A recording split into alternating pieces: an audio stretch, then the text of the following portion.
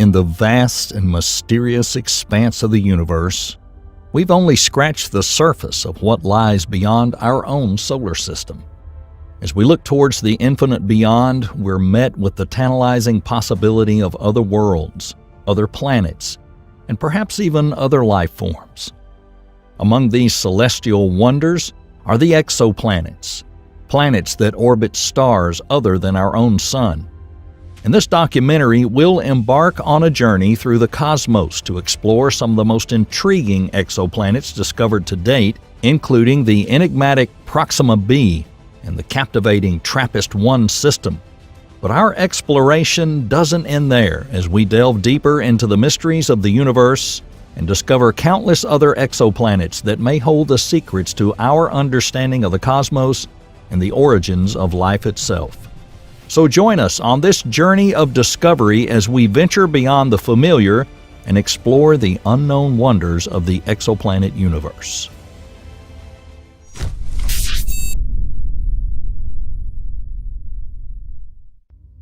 Think for just a moment. Every time you look up into the night sky, just 4.2 light years away, a mysterious world awaits our discovery. In a star system near us, is there a mysterious exoplanet that may hold the answers to some of our deepest questions about life beyond Earth? Welcome to the mysterious world of Proxima b. But what makes this cosmic neighbor so attractive? Can Proxima b really harbor the conditions necessary for life? Or is it a barren, inhospitable wasteland? How do its unique characteristics challenge our understanding of planet formation and habitability? In this fascinating journey, we'll delve into the heart of the mystery of Proxima b, exploring the complexities of its celestial dance with its parent star, its elusive atmosphere, and the tempting prospects of finding another Earth right at the back of our cosmic space. As we move beyond the familiar constellations of our night sky, we reach our closest cosmic neighbor, the Alpha Centauri system. Located just 4.37 light-years from Earth, this intriguing star system holds 3 separate stars in its gravitational embrace: Alpha Centauri A, Alpha Centauri b, and Proxima Centauri. Alpha Centauri A, the largest and brightest of the trio, is very similar to our Sun. It's about 10% larger and 50% brighter than our home star. Its sister, Alpha Centauri b, is slightly smaller and a cooler star, with about 90% of the Sun's mass and half its luminosity. Together, these two stars form a binary system orbiting a common center of mass with a period of about 80 years. Meanwhile, Proxima Centauri, which is the smallest of the brood or the run of the litter, is a small, dim, red dwarf star. Proxima Centauri revolves around the binary pair at a considerable distance, and it takes more than 500,000 years to complete one revolution. Although it is the closest star to our solar system, it is incredibly difficult to detect with the naked eye because of its faint magnitude. Magnitude is a measure of the brightness of a celestial object, with lower magnitudes corresponding to brighter objects. Alpha Centauri A, with an apparent magnitude of negative 0.01, is the third brightest star in the night sky, behind only Sirius and Canopus. This bright star is clearly visible to the naked eye, even from moderately bright locations. Alpha Centauri b, on the other hand, is somewhat fainter, with an apparent magnitude of 1.33. Together, these two stars form a single luminous point in the sky, and their total magnitude is negative 0.27. Proxima Centauri, however, is a very different story. Proxima Centauri, despite being the closest star to our solar system, is much less bright than its twin counterparts. This is primarily due to its red dwarf status, which means it emits most of its energy in the infrared spectrum. With an apparent magnitude of 11.05, it's too dim to be seen by the naked eye. This goes a long way toward explaining the problems astronomers have encountered in trying to study this elusive celestial neighbor. So the gravitational dance of these three stars has created a complex and dynamic environment that offers astronomers a treasure trove of information. As we continue to study the Alpha Centauri system, we not only learn about the complex interplay between its celestial inhabitants, but also uncover the secrets of the planets that call this stellar region their home. As we continue our journey through the Alpha Centauri system, we turn our attention to Proxima b, a mysterious exoplanet located in the habitable zone of its parent star, Proxima Centauri. Exoplanets, or extrasolar planets, are celestial bodies that orbit a star outside our solar system.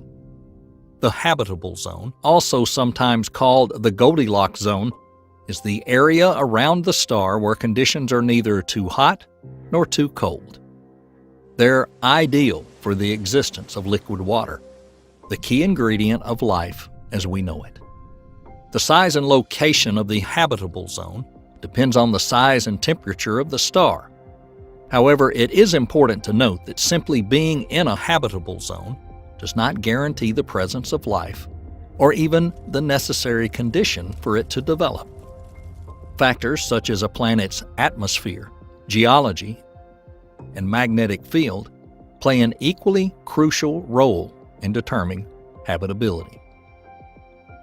Although Proxima b has attracted considerable scientific attention, it's not the only exoplanet orbiting Proxima Centauri. In recent years, two other planetary candidates orbiting Proxima Centauri have been identified: Proxima Centauri c and Proxima Centauri d. The discovery of Proxima Centauri c was a testament to the ingenuity and persistence of astronomers. Most exoplanets are detected using the transit method, which involves measuring the drop in a star's luminosity caused by a planet moving in front of the star. However, this method only works when the planets are aligned with our observing position. Instead, astronomers have turned to the radial velocity method to study the Proxima Centauri system. The team behind the discovery, led by astronomer Fritz Benedict of McDonnell Observatory, combined data from the Hubble 3 precision guidance sensor and the SPHERE instrument on the VLT, Very Large Telescope, to determine the existence of Proxima Centauri c. This planet has an orbital period of 1,900 days and is about 7 times more massive than Earth. However, in various dimensions of Proxima Centauri c, in a 2020 article in Natural Astronomy, Paul Wood stated that the candidate's motion does not match the current best measurement of the host star's astrometric motion. Woods also suggested that Proxima Centauri c might be 5 times the size of Jupiter, which is much larger than previously thought. He speculated that the planet may be surrounded by dust clouds or a system of expanding rings, very similar to the Saturn system. When it comes to habitability, Proxima Centauri c is probably too cold to support life as we know it. Proxima Centauri b, on the other hand, is close to Earth in mass and is in the habitable zone of its star. However, the question of habitability around red dwarfs like Proxima Centauri remains a matter of debate. Red dwarfs can exhibit powerful outbursts, potentially destroying their planet's atmospheres with intense radiation. It's not known whether life can survive in such conditions. The discovery of another exoplanet, Proxima Centauri d, further expands our knowledge of the Alpha Centauri system. Proxima d, orbiting closer to its parent star at 0.029 AU, less than 1/10 the distance of Mercury from the Sun, has a mass of 0.26 Earth mass and an orbital period of 5.12 days.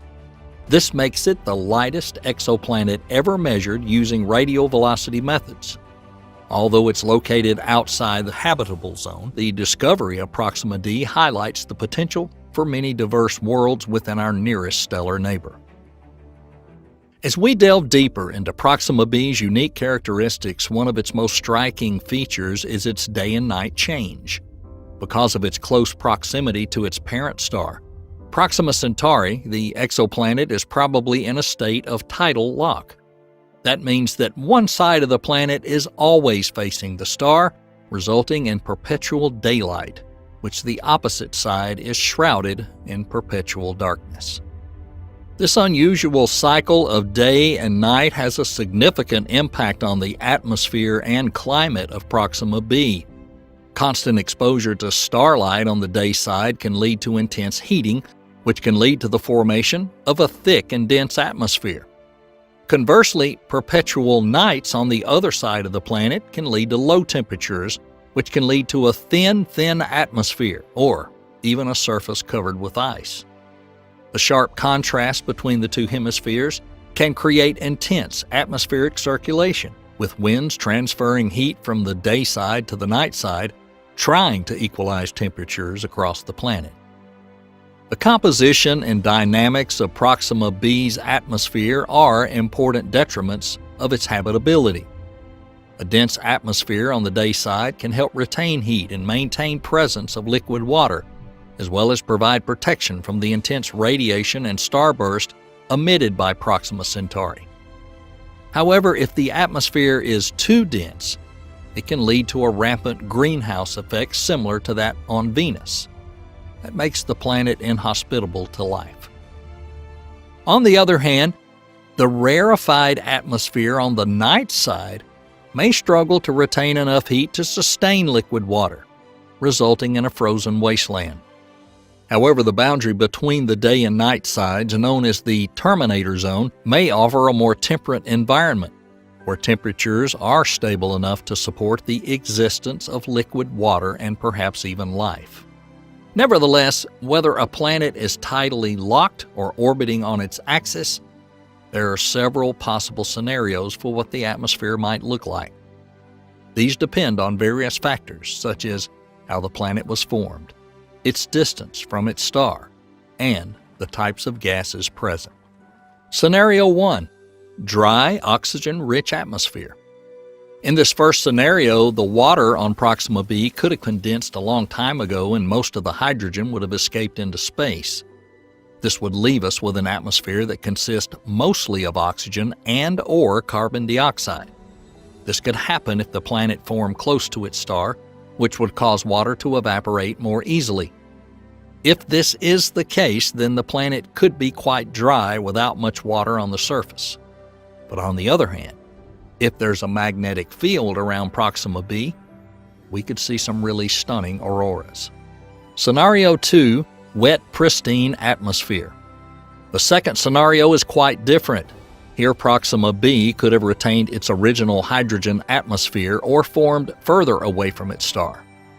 That would mean that it did not lose as much water over time. In that situation, there could still be a decent amount of water on the planet's surface. The atmosphere may still contain oxygen and carbon dioxide. Nevertheless, with a hydrogen-rich atmosphere, conditions for life as we understand it would be less favorable, since a hydrogen atmosphere does not support the same chemical processes that a carbon-based life on Earth relies on.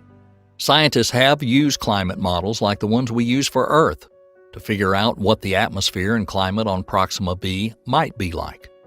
Depending on factors such as the presence of tides on the planet, the amount of water and carbon dioxide, etc., we can see many scenarios.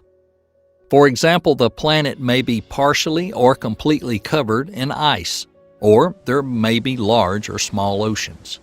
It could be completely dry land, or a combination of all of the above. Even if Proxima b has no atmosphere, there is a possibility that it has water. One interesting idea is that water could be replenished by asteroids, similar to the recent finding on the Moon, which has the appearance of water encased in glass balls. To give you some context, researchers have discovered that there are these tiny glass globules present on the Moon, formed over billions of years. They were created when soil ejected during an asteroid impact cooled and fell back on the lunar surface. When China's Chang'e 5 probe discovered lunar samples in March of this year. Scientists discovered that these glass globules contained significant amounts of water. We already knew that there was water on the moon, but the origin and behavior of this lunar water is still unclear.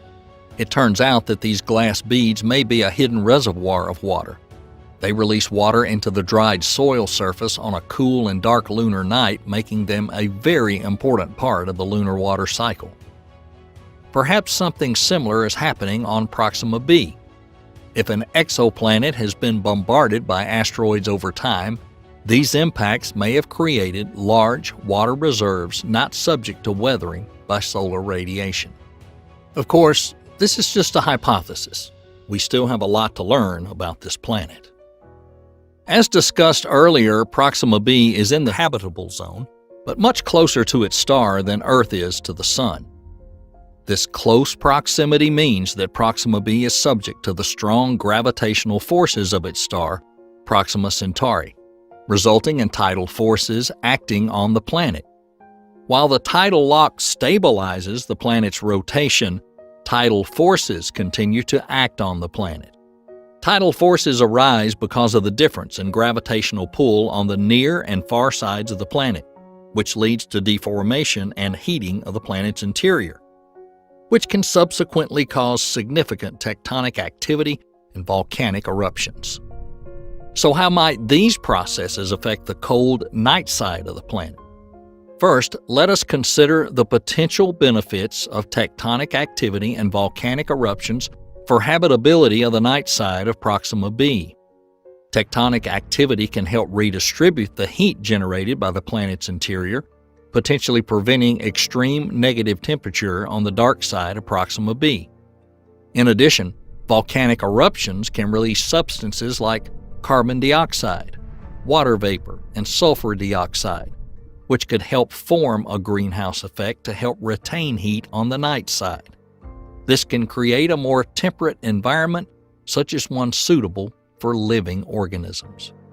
In addition, tectonic activity can create underwater hydrothermal vents, which can be a source of heat and nutrients for life to exist on the cold night side.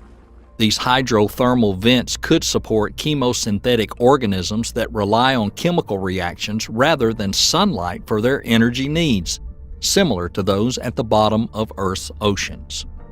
However, there's also potential drawbacks to tectonic activity and volcanic eruptions on the night side of the planet. Intense volcanic activity can release large amounts of gas and particulate matter into the atmosphere, which could lead to a rampant greenhouse effect, making the night side too hot for life, or cause global cooling due to the reflection of sunlight back into space. In addition, frequent earthquakes and volcanic eruptions can be a serious problem for any life form trying to adapt to an unstable environment. The potential for the existence of life in such an extreme environment presents an exciting challenge for astrobiology. Let's not forget that telescopes play a crucial role in the study of Proxima b, which has generated considerable interest in the scientific community since the discovery in 2016. To date, several telescopes have been used to study Proxima b. The James Webb Space Telescope, or JWST, is one of the most prominent telescopes that helps us better understand the exoplanet. With its advanced infrared capabilities, JWST allows researchers to study Proxima b's atmosphere by analyzing the light that passes through it as the planet passes through its star. This information can help scientists determine the composition of the atmosphere and assess its ability to support life. In addition to JWST, future telescopes such as LUVOIR and HabEx are expected to make significant contributions to our knowledge of Proxima b. Both are part of the 4 major mission concepts being considered by NASA in the 2020 Decadal Survey. The Habitable Exoplanet Observatory, or HabEx, is a next-generation telescope aimed directly at studying exoplanets, including Proxima b. With its star-shading technology, HabEx will be able to block the light from Proxima Centauri, allowing direct images of Proxima b without the bright light of the parent star. This would allow researchers to study the planet's surface features, atmosphere, and potential signs of life in more detail than ever before. The Large UV Optical IR Surveyor, or LUVOIR, an ambitious space telescope concept, is also designed to directly image exoplanets. It boasts a large segmented mirror with unprecedented sensitivity, making it ideal for direct imaging of exoplanets. LUVOIR's main goal is to photograph hundreds of exoplanets, including Proxima b, providing more information about the exoplanet's surface and habitability. In addition to LUVOIR and HabEx, other telescopes like LYNX and Origins can provide valuable information about Proxima b. The LYNX X-ray Observatory can provide insight into the high-energy processes occurring in the Proxima Centauri system, while Origins, a far-infrared telescope, can study dust and gas in the system, shedding light on exoplanet formation and evolution. A mission to discover potentially habitable planets around Alpha Centauri has also been announced. The project, called Tolliman, led by Professor Peter Tuthill of the University of Sydney, is a collaboration between the university, Breakthrough Initiatives in California, Sabre Astronautics in Australia, and NASA's Jet Propulsion Laboratory. Tolliman's innovative design uses a custom-built space telescope with a diffractive pupil lens that scatters starlight in a complex floral pattern, making it easier to detect planets in orbit. The mission will focus on finding and analyzing the atmosphere, surface chemistry, and potential biospheric signals of nearby planets. Sabre Astronautics, which received $788,000 from the Australian government, will provide support for mission operations, including satellite communications, space traffic control, and data download services. The telescope's planned launch is no later than 2024. In conclusion, the study of Proxima b and other exoplanets will advance significantly with the development of the next generation of telescopes. These observations may ultimately help answer one of humanity's most profound questions. Are we alone in the universe?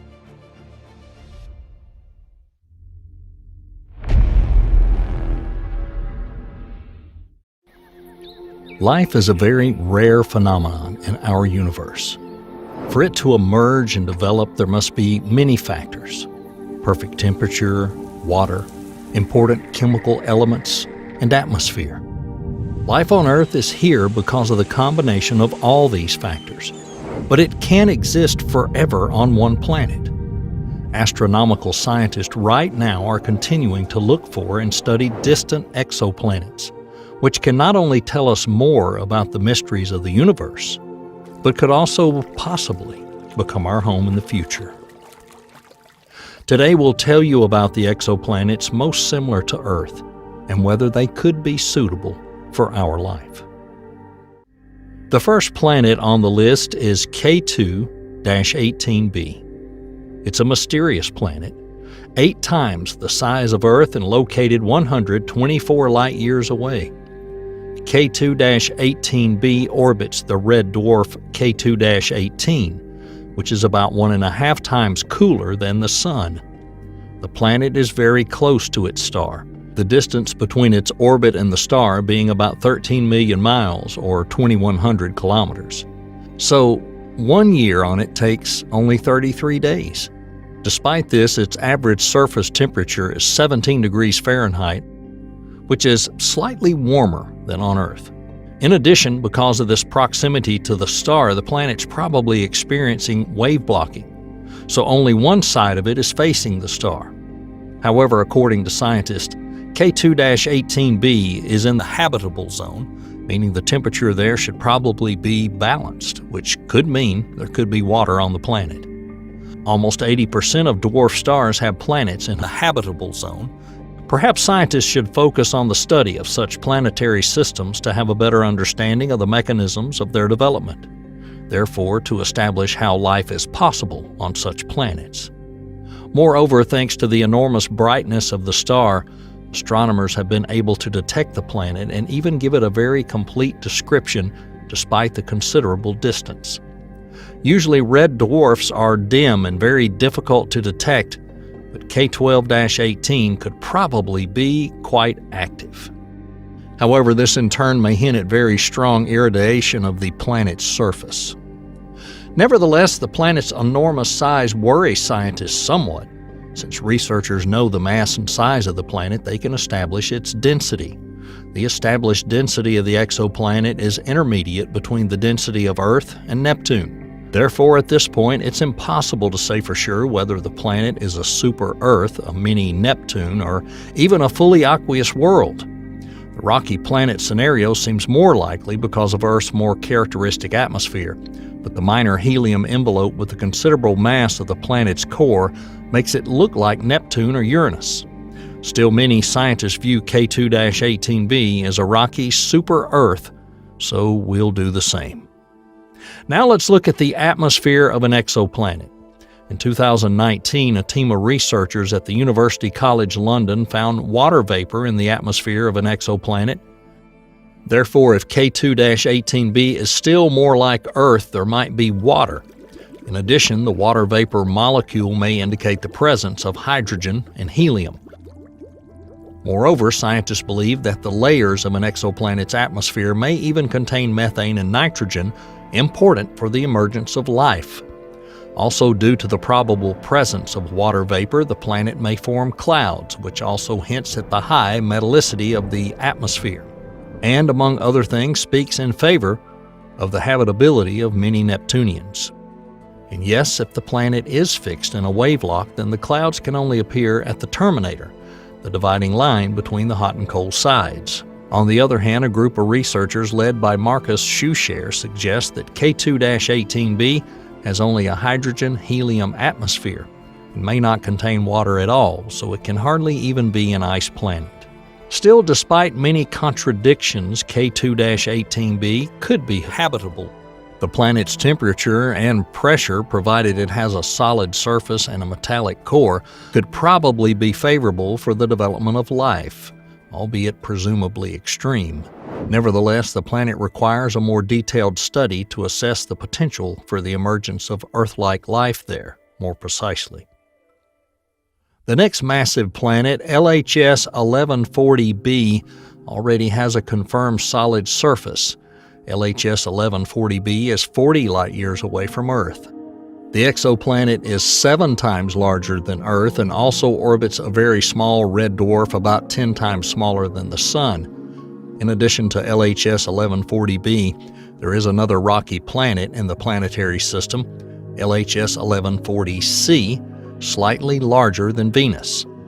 LHS 1140c orbits at a distance of only 2.5 million miles or 4 million kilometers, and therefore is not in the habitable zone like LHS 1140b. The exoplanet also has a fairly short orbital period. It only takes 25 days to make a complete revolution around the star. Nevertheless, despite its proximity to the star, the planet receives half as much light as Earth does from the Sun.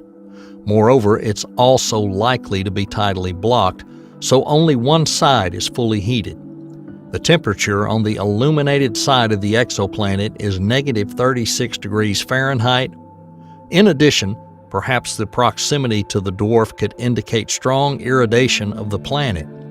Oddly enough, the star's UV radiation is at an extremely low level. Therefore, the UV fluxes probably cannot do much harm to possible life there.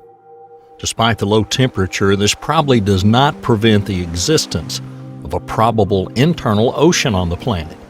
The weak radiation from the star is unlikely to cause a loss of water from the surface and atmosphere on LHS 1140b. Moreover, according to a study led by Jason Dittman, the planet may have had magma oceans at some point in its evolution that could have replenished it with water. Another group of scientists believe that LHS 1140b and LHS 1140c may have formed outside the system, beyond the snow line, where they accumulated large amounts of water before migrating to their current orbits. Thus, the presence of water on this planet may be very likely. The exact composition of the atmosphere of LHS 1140b is unknown. A group of scientists led by a team of researchers believe it may contain water vapor and a small amount of hydrogen. However, another study suggests that the exoplanet's atmosphere may have a thin layer rich in hydrogen. So there could be ammonia, which fertilizes the Earth by increasing the oxygen content of the atmosphere, and methane. Nevertheless, in such atmospheres, oxygen and ozone molecules are actively destroyed. Still, several more transit observations are needed to accurately determine the composition.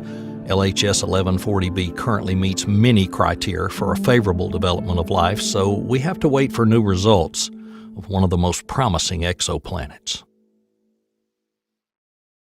Kepler 452b is probably the Kepler telescope's most famous find.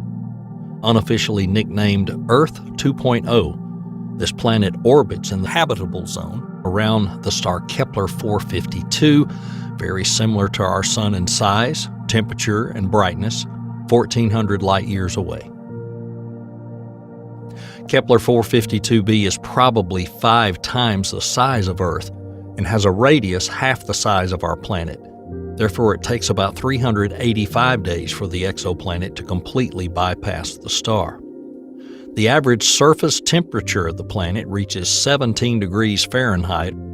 The enormous distance between us and the exoplanet makes it impossible to know for sure if it's rocky. NASA researcher John Jenkins and researcher Jingjing Chen even believe it's unlikely to be Earth-like in composition and could be a mini Neptune. What's interesting is scientists even took several years to test whether Kepler 452b really exists. It was discovered in 2014 during a Kepler Science Operations Center test, although it had previously been undetected for 4 years due to equipment errors. Because of doubts about its existence, scientists rechecked the data for several years before finally confirming the planet in 2016. Nevertheless, the question of the habitability of Kepler 452b remains open.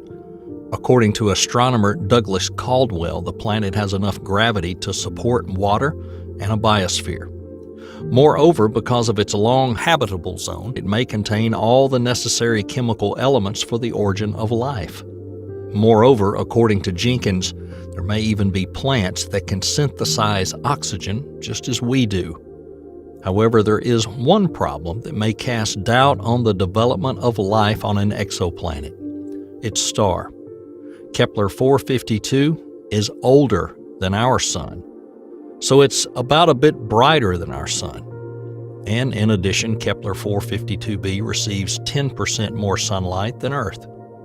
Since the exoplanet is even larger than Earth, it could be exposed to high temperatures. This means that Kepler 452b could have a very strong greenhouse effect, causing all the water to boil off, making the surface hotter. Therefore, the distant exoplanet may already be a fading world rather than a thriving one. Kepler 452b cannot be accurately analyzed because of its gigantic distance, nor can we truly determine whether we could live there. Although, on the other hand, the discovery of an older planet with a similar star to ours will help us learn more about what may await us in the distant future. Another exoplanet recently discovered by the Kepler telescope could probably be habitable. It's planet Kepler 1649c, which is much closer than the previous exoplanet, namely 300 light-years from Earth. It orbits a red dwarf 1.5 times colder than the Sun at a short distance, making a complete revolution in only 19 days. So it's probably blocked by tides. In addition, Kepler 1649c, unlike all previous exoplanets, has almost no different mass and radius from Earth. Because of this, and also the fact the planet receives 75% of its star's light, its surface temperature may be the same as ours. This makes Kepler 1649c the first closest exoplanet to Earth in both size and temperature. Therefore, it's possible that liquid water could exist on the planet. It's now difficult to establish whether Kepler 1649c is a rocky planet, but it's considered very likely. It's also not yet known whether the exoplanet has an atmosphere. What is interesting, scientists have discovered one oddity. In addition to Kepler 1649c, the planetary system probably has another planet, Kepler 1649b, which is very close to the star. Usually, the planets in such systems enter into strong resonances, usually 1 to 2 or 2 to 3, to create internal stability. That is, one revolution of one planet is equal to 2 revolutions of the other. However, these 2 planets have a 9 to 4 resonance. Such a ratio is very rare, if not unique. A pair of planets in this case is very stable, which means it will last a very long time. On the other hand, there may be another planet in between, which creates a chain of resonances. So far, it's difficult to say whether Kepler 1649c is habitable because of the very limited data. Perhaps if the current James Webb Telescope turns its attention to a distant planet, we'll then be able to say more about its viability. Kepler 186f is one of the Kepler 186 planets orbiting in the habitable zone. The Kepler 186 planetary system is 580 light-years away and has 5 confirmed planets larger than our Earth. All of these exoplanets have a number, beginning with Kepler 186b and ending with an F. The system's exoplanets, with the exception of the F ones, are too close to their star, a cold red dwarf, so their habitability is probably unlikely. Kepler 186f is about 1.5 times larger than Earth and also has a larger radius, but its orbital period is only 130 days. In addition, because of its distance from the central star, the exoplanet can orbit around its axis without experiencing wave blocking and thus distribute temperature more evenly across its surface. Moreover, Kepler 186f probably receives a 32% lower stellar irradiation dose than Earth, but because the planet is in the habitable zone, even though its radiation energy is low, it can collect and store liquid water. But what is the composition of Kepler 186f? It's not yet possible to establish that. However, scientists suggest that for this planet, so far, there are 3 scenarios of how its composition may be: consisting entirely of water or ice, consisting entirely of iron, and having the same composition as Earth. That is, 1/3 of debris and 2/3 rock. Also, presumably, the atmosphere of the exoplanet is unlikely to contain much hydrogen. It could, moreover, have a helium-hydrogen cover, but the UV exposure of the star could have almost completely destroyed it. Nevertheless, the planet is still considered potentially habitable. According to the simulation team of scientists led by Emmeline Beaumont, organisms could develop on Kepler 186f if it is still rocky and has an atmosphere consisting of water vapor, nitrogen, and carbon dioxide. Interestingly, the researchers also believe that oxygen photosynthesis, though less productive, is possible on the planet if it is rocky. The last exoplanet on our list found by Kepler is Kepler 62f. This planet, like the previous one, is located in the habitable zone, Kepler 62 planetary system, 1,000 light-years away. The central star is generally similar to the Sun but differs in size and slightly in temperature. It's about 3 times smaller than our star, and its temperature is about 8,410 degrees Fahrenheit, and that's when the Sun's temperature would measure up at 9,940 degrees Fahrenheit. There's also 5 major planets orbiting the star, and 2 of those, Kepler 62f and Kepler 62e, are at the limit of habitability. Kepler 62f is a more likely candidate for the development of life than 62e because the latter is at the very edge of the zone. It's been suggested that it could probably be a mini Neptune and experience a strong greenhouse effect, almost completely ruling out life there. On the other hand, Kepler-62f is deep in the habitable zone, therefore it may not be blocked by tides, but it's also slightly heated by the star, receiving about as much light as Mars. Nevertheless, established data regarding its size, the exoplanet is 1.5 times the size of Earth, and its orbital period of 267 days may suggest the planet probably has water and a very promising candidate for habitable plants. Interestingly, according to research, Kepler-62f may even have the same seasons as ours, as hinted at by its axial tilt. Moreover, the exoplanet could hypothetically have a satellite to stabilize its tilt. The composition of Kepler-62f remains uncertain. However, as in the case of Kepler-186f, it's very likely that it could be rocky. Still, to support life, it needs to have an atmosphere 3 to 5 times denser than Earth. It must contain several times more carbon dioxide to remain warm and contain liquid water. Therefore, only further observations will answer whether Kepler-62f is inhabited. The next planet, already a little closer to us, 48 light-years away, is called Gliese 1214b.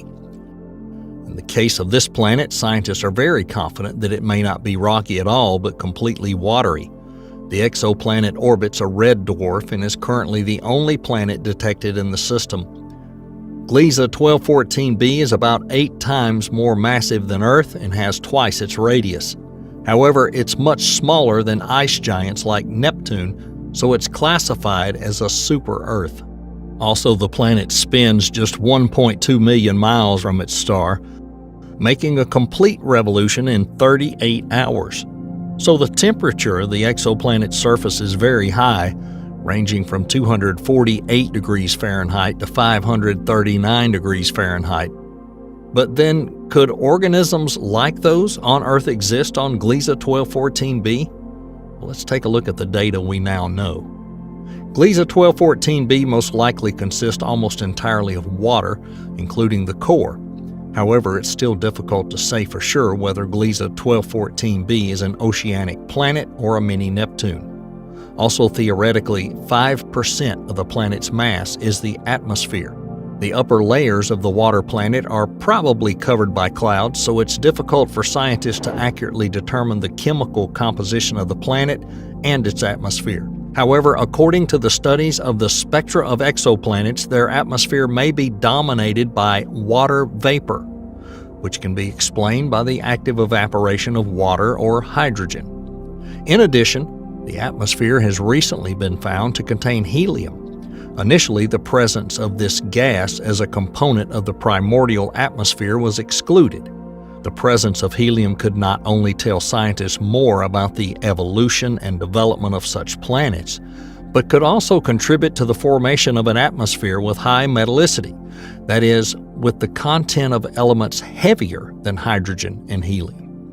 On the other hand, researcher Leslie Rogers suggests that there are several scenarios of what Gliese 1214b could have originally been to get such a dense gas envelope.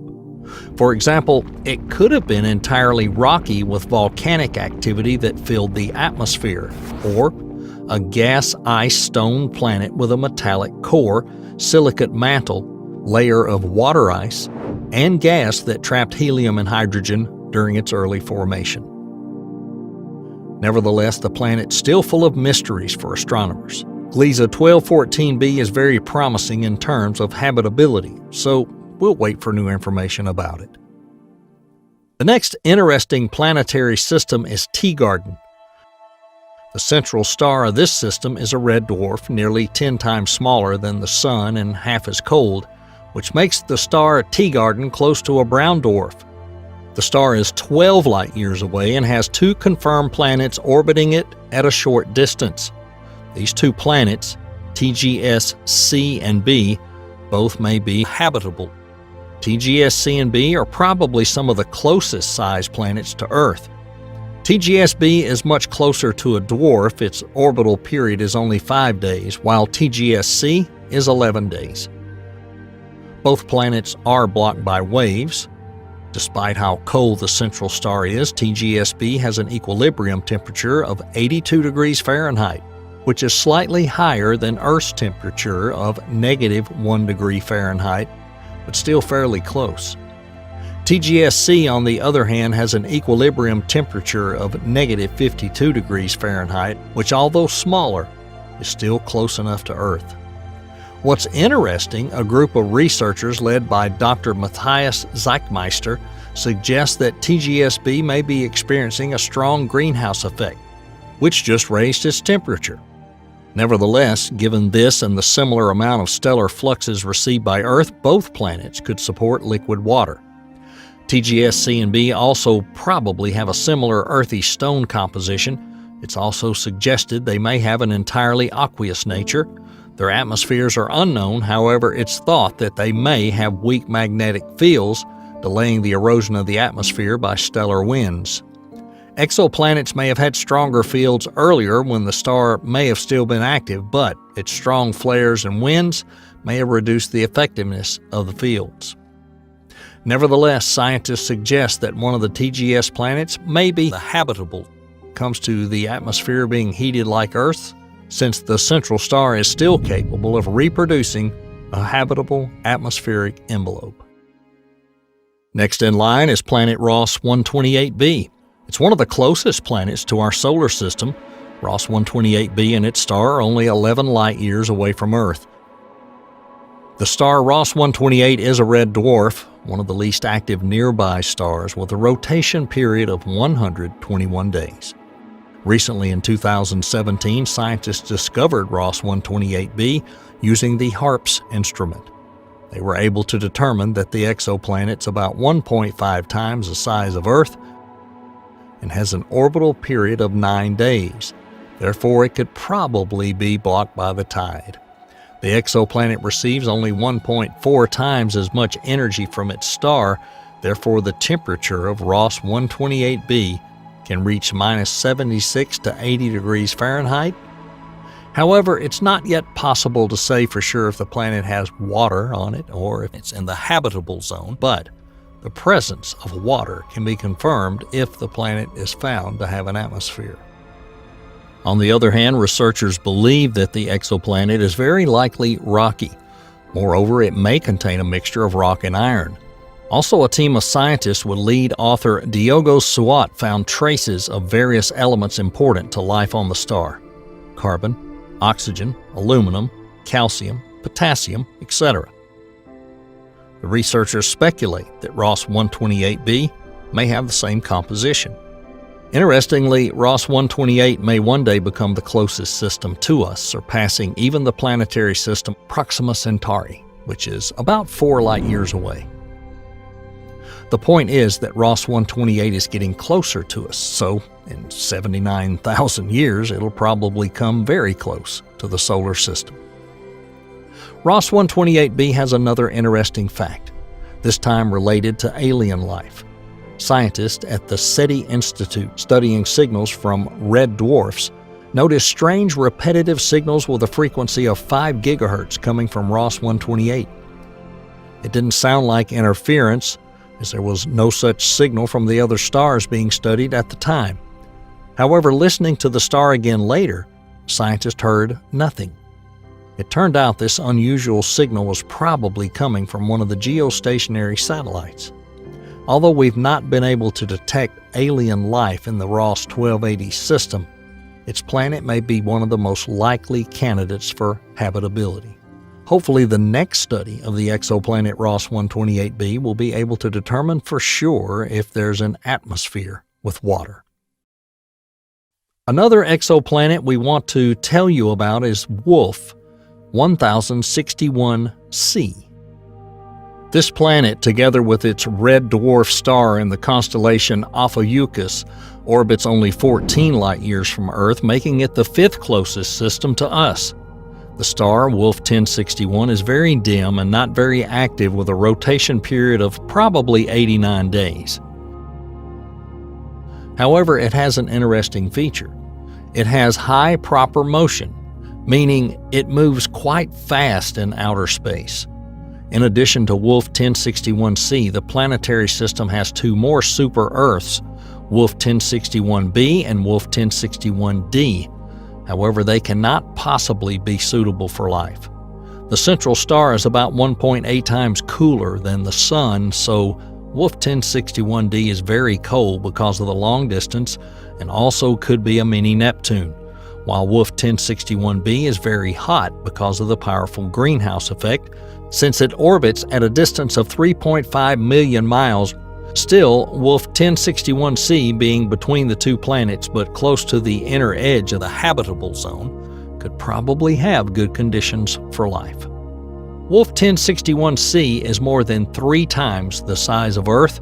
Moreover, its radius is also 1.6 times larger than our planet, although it has a short rotation period of 18 days, so it may have a density close to Earth's and could be a rocky exoplanet. However, because of its proximity to the star, Wolf 1061c may be blocked by tides. The planet also has a probable equilibrium temperature of -58 Fahrenheit, which is less than Earth's, but it may be enough to sustain water. Nevertheless, despite the rather optimistic predictions for Wolf 1061c's habitable, some scientists believe the exoplanet may have living conditions similar to those of Venus. For example, astronomy professor Stephen Kane believes the eccentricity of the planet often becomes completely circular, so the orbit may for some time be completed in the Venusian zone, which leads to the disappearance of water and a Venus-like atmosphere. Although, on the other hand, the professor also says that when the planet's orbit changes back to almost elliptical, it can cool down, which means, given the likely difficult conditions on Wolf 1061c, it could be habitable and retain water. About 100 light-years away is the large-scale planetary system TOI 700. Like many systems on the list, the central star is a red dwarf, about 1.7 times cooler and about as much smaller as the Sun. The star, TOI 700, is inactive with a probable rotation period of 54 days. 4 confirmed planets from TOI 700b to TOI 700e orbit around it. All of them could likely be blocked by tides. Also, all of the exoplanets are slightly larger than Earth, with the exception of TOI 700e, which almost reaches the size of Earth.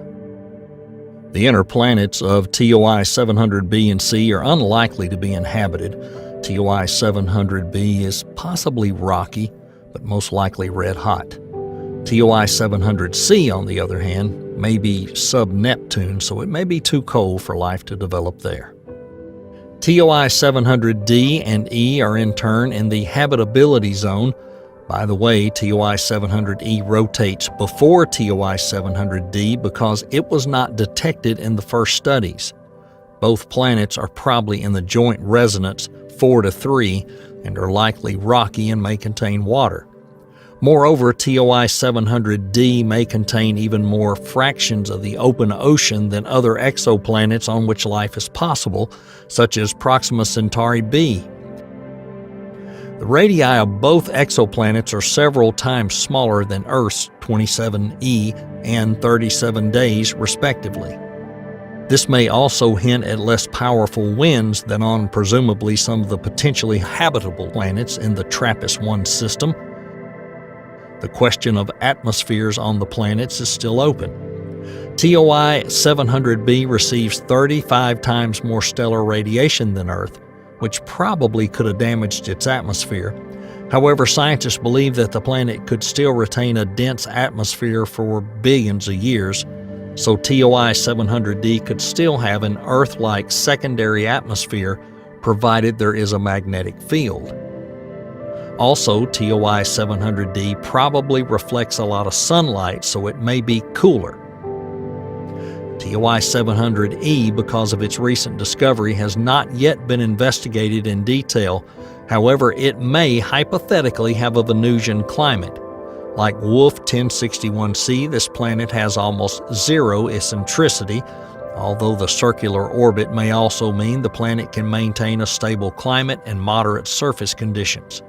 It may also be able to change the elongation of its orbit like Wolf 1061c and therefore cool down while retaining water, but that remains to be seen. Still, for the moment, TOI 700e remains presumably inhabited, and only further observations will be able to give an exact answer. The last planet we'll tell you about is Gliese 273b or Luton b. It's located very close to us on the cosmic scale, 12 light years from Earth. Luton b is very similar to Earth in many characteristics.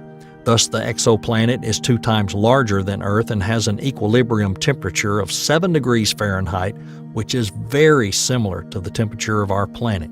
It also, along with a second discovered planet, Gliese 273c, orbits the red dwarf star, 4 times smaller than the Sun, with a rotation period of 118 days, which makes it not very active. The exoplanet itself makes a complete revolution in 18 days. With such proximity to the star, planets tend to be blocked by tides. However, in the case of Luton b, there is one peculiarity. Most likely, it may additionally be in resonance. That is, Luton b may rotate, alternating sides instead of heating only one. Given the temperature and the fact that the exoplanet is in a habitable zone, we can assume there's water there. Studies suggest that the planet may be a water world. Moreover, the exoplanet probably still experiences wave heating, meaning that it receives energy through resonance, which may also suggest the presence of water and the possibility of a biosphere. The composition of Luton b has not been precisely established. It's believed that it may be either completely rocky or composed of 50-50 ice and rock. It's also not yet known whether the planet has an atmosphere, and only further research will help us find out for sure. Finally, there's another interesting fact about this system. In 2017, the METI Group, a separate part of SETI responsible for the search of extraterrestrial life, sent a radio message to the Luton star and its planets. The radio signal contained a musical greeting and information on how to decode the signal. It'll take 12.5 years for the message to reach the potentially inhabited planets, so it will be a long time before we get a likely response. There are a great many planets in the universe. Our scientists continue to tirelessly search for and study Earth-like exoplanets on which we can live in the future. Still, no matter how vast the cosmos is, we hope that one day we'll find Earth 2.0. Perhaps it'll be different from our planet in some way, and we'll not be able to observe there, for example, the same plants or even a similar day and night cycle. Therefore, humanity will probably have to say goodbye to Earth one day and go to another solar system, to a new planet, for new life.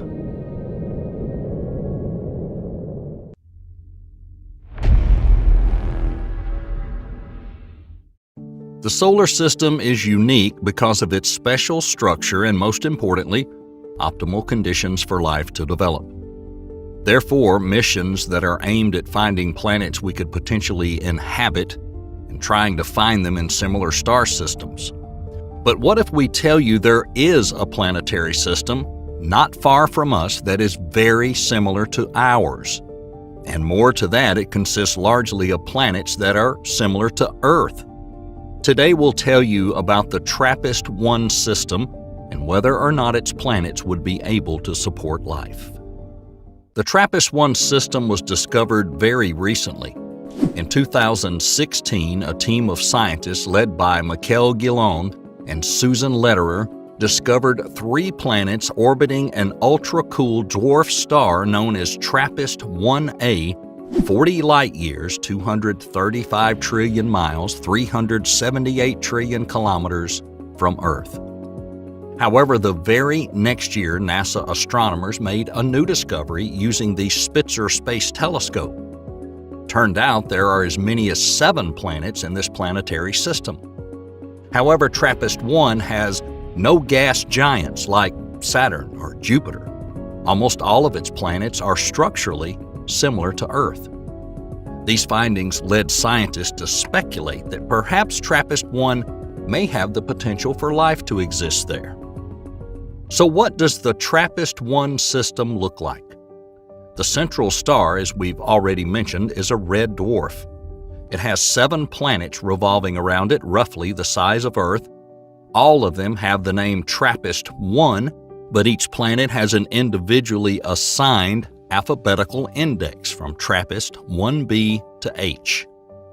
Unlike our solar system, TRAPPIST-1 has several other important distinguishing features.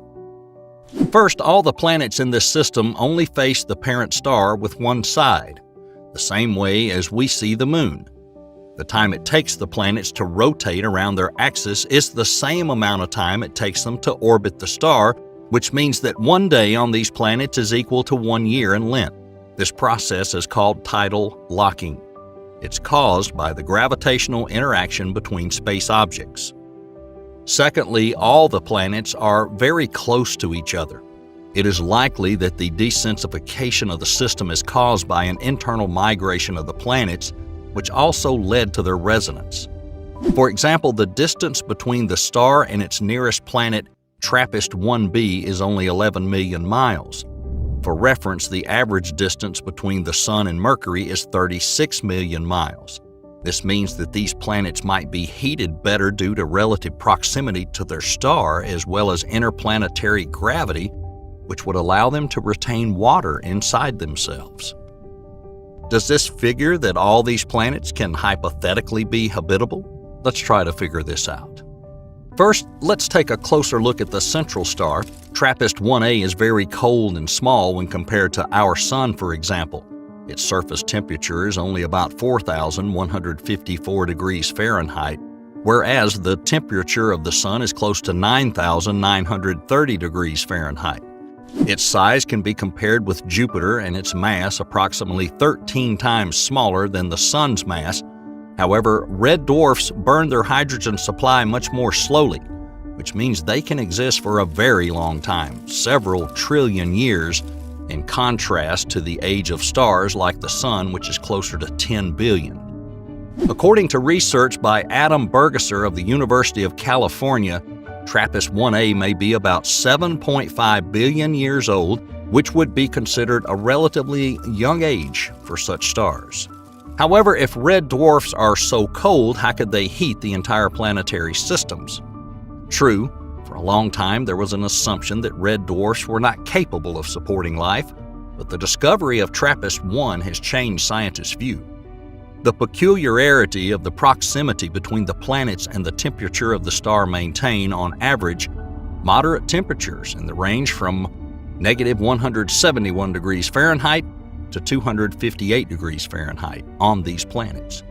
Now, what's more, thanks to relatively low temperatures as far as stars go, dwarfs can help conserve water on the planet in their planetary system, even the ones closest to it, and also, interestingly, funnel amino acids and important chemicals through their flares. On the other hand, dwarfs can expose nearby planets to strong UV radiation, creating conditions unsuitable for life. Therefore, let's move on to the planets themselves now and find out how the characteristics of their system affect them and the potential life on them. The first on the list is TRAPPIST-1b. Its radius is 10 times larger than the radius of Earth. Similar to Earth, it's also made of rock, iron, and likely ice. Interestingly, 1b may even contain a small layer of water, about 0.2% of its total mass. Although some scientists are inclined to believe that the planet is completely dry and has only oceans of magma. However, the conditions on this planet are far from earthly. Obviously, the proximity to the parent star must result in a very heated surface. Moreover, the gravitational influence from the star may cause strong volcanic activity, heating the surface even more and melting the internal rocks. However, the temperature on 1b is too high even for this. Temperature there reaches 2,156 degrees Fahrenheit, which is 2.5 times higher than on Venus at 860 degrees Fahrenheit. The reason for such temperatures may be the high density and possibly atmosphere in which gas accumulates after volcanic eruptions, which prevents heat from leaving the planet. The next planet, TRAPPIST-1c, is similar in composition to TRAPPIST-1b, but most likely has neither ice nor water. It is the heaviest planet in the entire system, even though it has a smaller radius than 1b. It's also very likely that it has high levels of geological activity. That's due to the influence of the star and orbital resonance. The exact surface temperature of 1c, it's unknown. The star can heat it up to about 158 degrees Fahrenheit, but the internal activity of the planet is capable of raising the temperature several hundred degrees. However, it will most likely not reach the same temperatures as 1b due to the atmosphere, which is likely less dense. One of the features of 1c is its massive core made of metal, which is almost 1.5 times larger than Earth's. Because of this, its large magnetic field is able to protect the planet from stellar wind, a stream of charged particles that could destroy the atmosphere. However, 1c is unlikely to contain water, and like 1b, the surface heats up significantly due to gases, which makes life on these planets impossible. Next, we have TRAPPIST-1d, one of the smallest planets in the system, with a mass about 3 times smaller than Earth. It's composed of rock and metal, but very likely, like 1b, it must have an ocean, a layer of ice, or a dense atmosphere. And that's according to the theoretical research of its mass and radius. Astronomer Vera Dobos believes that the surface on 1d could be as reflective as the surface of Earth. This means that 1d may have liquid water and a dense atmosphere, which in turn may even contain ozone, which would protect the planet against harmful radiation. Moreover, the scientist also suggests that unlike 1b and 1c, 1d can avoid a mass-scale greenhouse effect, which would greatly increase surface temperatures due to its small mass. However, despite strong evidence, some scientists have other assumptions about the possibility of life on TRAPPIST-1d. Researchers from the University of Washington believe that 1d receives more energy from the star than the more distant planets, and therefore it may be similar to our Venus with a pronounced greenhouse effect like on 1b or 1c. Therefore, life is unlikely to develop there. On the other hand, it may also have some hydrogen in the atmosphere, which would prevent it from overheating. Furthermore, its atmosphere may contain a very little CO2, which would have a negative effect on the emergence of life. In addition, its orbit is almost circular, as in 1d may be heated slightly due to gravity. Finally, due to its small size, the planet may not have a magnetic field. Therefore, the stellar wind could carry away volatile particles from the atmosphere, including water, as it may have happened with Mars. The conditions on 1d are quite controversial, so it requires further research from scientists. But the fourth planet in the TRAPPIST-1 system presents the greatest interest to the scientific world. TRAPPIST-1e is more similar to Earth than other planets in the terms of radius, density, and heat received from the central star. Its orbit is 2.7 million miles away from the star, which results in the planet completing a full revolution in 6 days. Its composition as a whole is very similar to that of 1c. 1e is mainly composed of rock and metal. Does that mean there's no water there, like on 1c? NASA researchers believe that 1e is in a so-called habitable zone, a distance within a planetary system where it's neither too warm nor too cold, which also keeps water in its liquid form. Therefore, it's very likely that 1e may contain water, and in quite large quantities, in fact. Researcher Vera Dobos suggests that an excessive greenhouse effect may not be characteristic for this planet, unlike all the previous planets we've discussed so far. This means that 1e would be able to maintain a moderate temperature, maintaining entire oceans on its surface. Moreover, due to its weight, 1e may have an atmosphere that's not too dense. A group of scientists led by astrophysicist Martin Turbet believes that the atmosphere on 1e may be rich in CO2 and contain almost no hydrogen, preventing the planet from overheating. Additionally, 1E can retain its atmosphere for an extended time despite the impact of the stellar wind, and may therefore create optimal conditions for life. However, the exact mass of 1E has not yet been established. Therefore, just as with 1D, it's difficult to say for sure whether or not there may be water on it. Although scientists largely agree on the presence of an ocean and the planet's potential habitability, some suggest that it may be a homogeneous rocky planet. The following planets, TRAPPIST-1F and 1G, are also presumed to be generally similar in their mass, rocky structure, radius, and density to planet 1E. However, that's where the similarities end. Both planets are at a great distance from the star, one 3.6 million miles away, and the other is 4.3 million miles from the parent star, respectively, also within the habitable zone. However, their surface is not as heated by the red dwarf, and scientists suggest that both of them may be covered with a solid layer of ice. Nonetheless, they may have the same heating potential as 1D from gravitational interaction with the star. That is, despite the very little heat from the star itself, planets can be heated properly from the inside, and therefore they are likely to have a global ocean under the ice. Furthermore, likely due to their high internal temperature, the water on these planets could evaporate, forming a dense atmosphere rich in oxygen. And so it is possible that their surface may not be that cold, but could even be warmer than Earth's. However, according to research by a group of scientists led by Bill Quarles, up to 20% of 1F is made of water.